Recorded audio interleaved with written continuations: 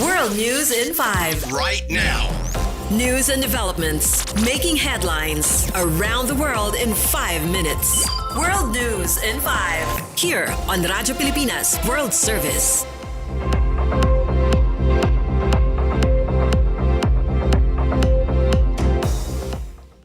Good day to all of our listeners here on Radyo Pilipinas World Service. This is World News in 5 and I'm your host, Steph Vicente.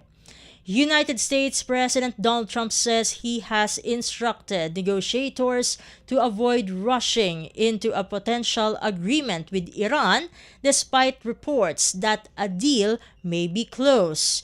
The BBC reports the proposal under discussion includes extending a ceasefire for 60 days, reopening the Strait of Hormuz, and continuing talks on Iran's nuclear program.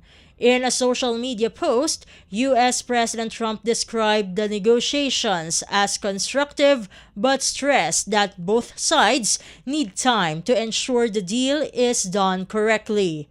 Just days earlier, he suggested that an agreement had been largely worked out, fueling expectations of an imminent announcement.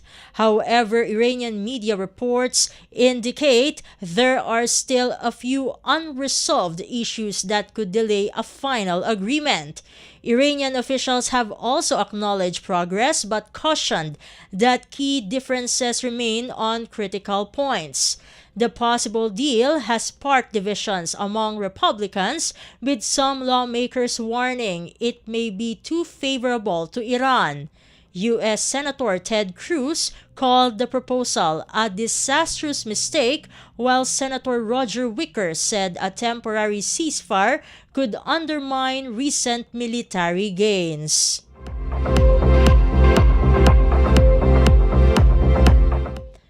In other news overseas, the United States has introduced a new policy requiring most immigrants seeking a green card to leave the country and apply from abroad. The BBC reports the U.S. Citizenship and Immigration Services says applicants must now go through consular processing at an embassy or consulate, except in extraordinary cases. The change is part of the Trump administration's broader effort to tighten immigration rules and reduce illegal stays. It effectively ends a long-standing practice that allowed certain visa holders to apply for permanent residency while remaining in the U.S. Critics argued the previous system helped keep families together during what can be a lengthy application process. They also warned the new policy could prevent some immigrants from returning to the U.S. once they leave to apply. Officials say requiring applicants to process their requests from their home countries will make the system more efficient and discourage people from overstaying their visas. The U.S. Department of Homeland Security says the move marks the end of what it calls abuse of the immigration system.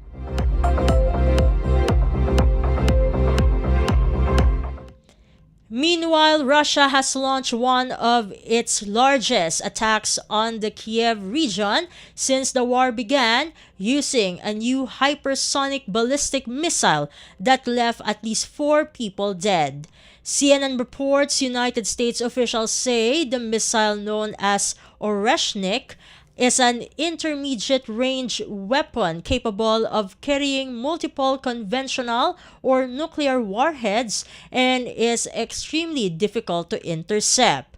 Ukrainian President Volodymyr Zelensky said the missile struck near the city of Bila Servka, condemning the attack and calling for accountability.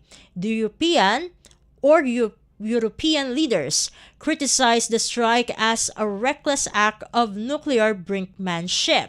French President Emmanuel Macron and German Chancellor Friedrich Merz also announced the attack, denounced the attack, rather describing it as a serious escalation in Russia's aggression. Ukrainian officials said Russia fired hundreds of drones and dozens of missiles overnight, with air defenses intercepting most but not all of them.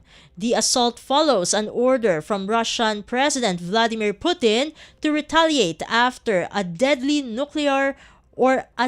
Ukrainian strike, in Russian-occupied territory.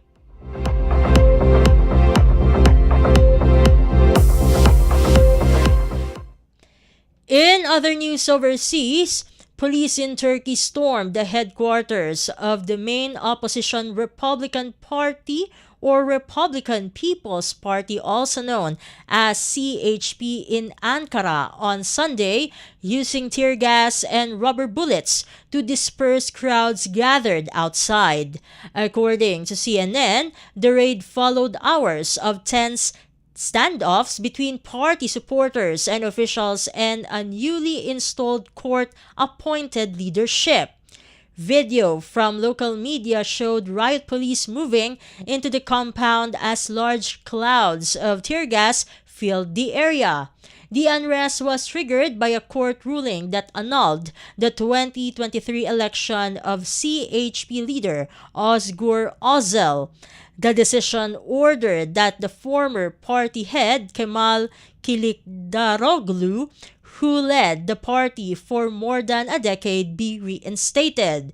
Supporters of Özel had been protesting the ruling, which they view as politically motivated.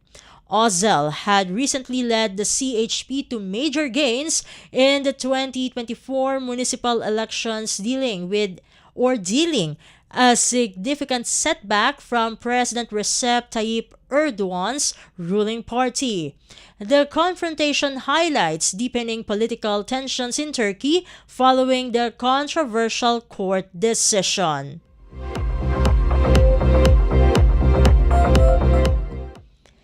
And finally, at least 24 people were killed and more than 50 others injured after a suicide car bomb struck a train carrying soldiers in Quetta, the capital of Pakistan's Balochistan province.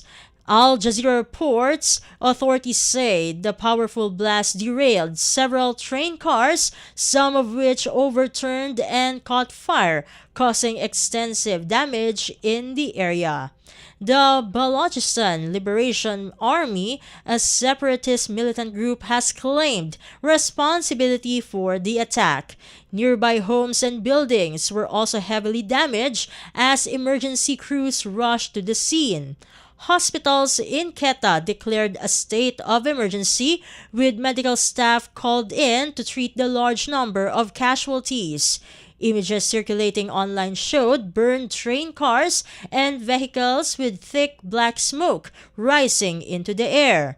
Officials say the region has seen a surge in attacks by separatist groups in recent months, including incidents targeting foreign workers linked to major infrastructure projects. Pakistani Prime Minister Shehbaz Sharif condemned the bombing, calling it a cowardly act and vowing that the country will continue its fight against terrorism.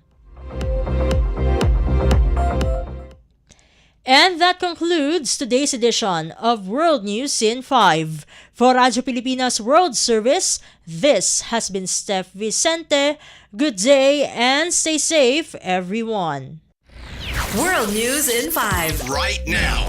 News and developments making headlines around the world in 5 minutes. World News in 5. Here on Radyo Pilipinas World Service.